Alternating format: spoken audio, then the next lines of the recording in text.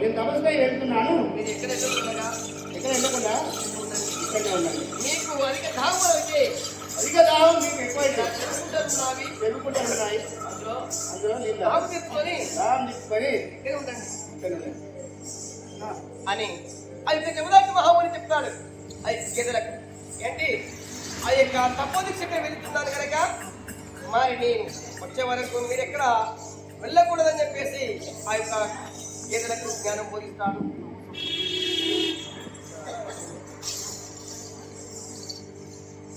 ఆ సమయంలోనే ఆయన అనుకున్నాడు ఎవరు ఆ యొక్క కార్తీక రాజులు. ఒక్కవేళ మనల్ని కాదని ఎవరైతే పెళ్లి చేసుకుంటాడో వాని వద్ద చూడాలని చెప్పేసి అనుకున్నాడు. మరి ఇప్పుడు వాళ్ళు మాత్రమే ప్రకారంగా తయారైతున్నారు. చూద్దాం. జై వీర ఆంజనేయుడా తమ్ముడేడి చిన్నడు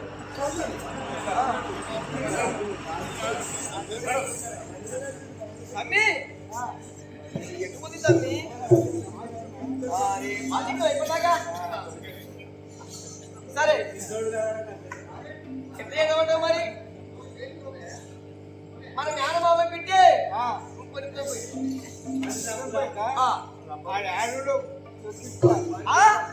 గాంతే పుత్త సంఖ్యలో మెలుపుతుంటే మీ భర్త అంతేనా ఏమే అయితేరా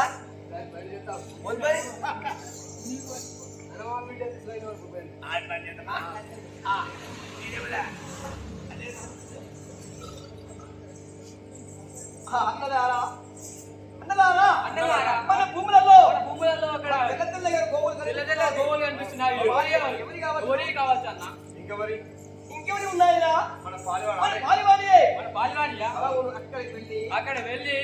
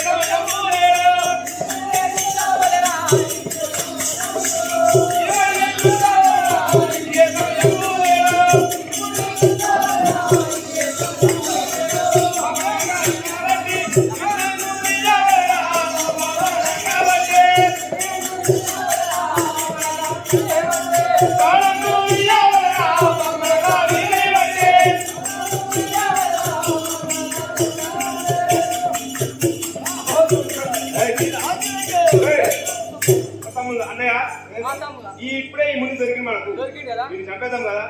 పాపమానకంటే పరిణామానికి కదా చంపేద్దాం.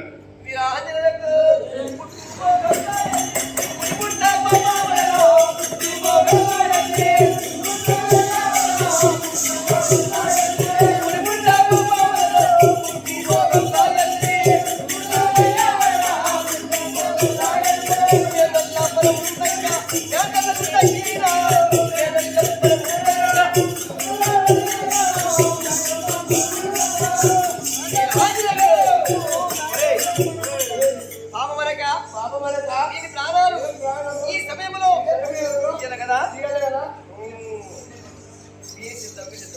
మీరు ఉన్నారా? చేస్తారా?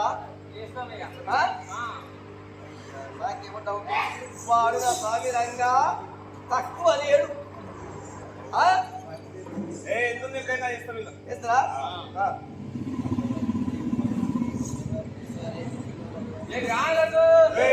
అందరము ఏకమయ్యే ఒకటారే గట్టులమన్నా అందరము ఏకమయ్యే ఒకటారే గట్టులమన్నా అందరము ఏకమయ్యే ధరణియే రమ్ము పల్లె రాముని కల్లె రామో ధరణి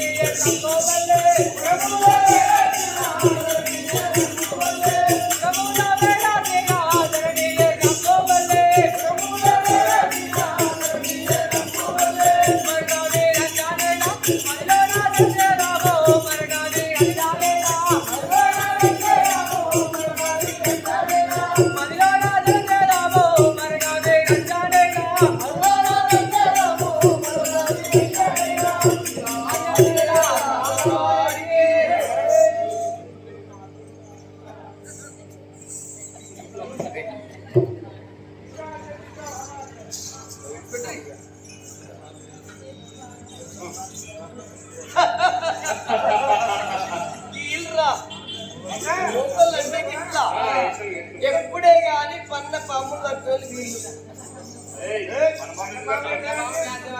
సచ్చిన పాములు చంపుతారు భయ్ సచ్చే పాములు చంపుతారు మేలుకున్న పాములు చంపుతారు మీ వల్ల కాదు సూపు రేఖకు సుబ్బరాత్రి కయ్యమునకు మొటి కోటి ముఖము చూస్తే చెడ్డ పాటి పోయి నాలి మనస మంచిగా నాని అరే పట్టు ఇల్లు కూడా వస్తుంది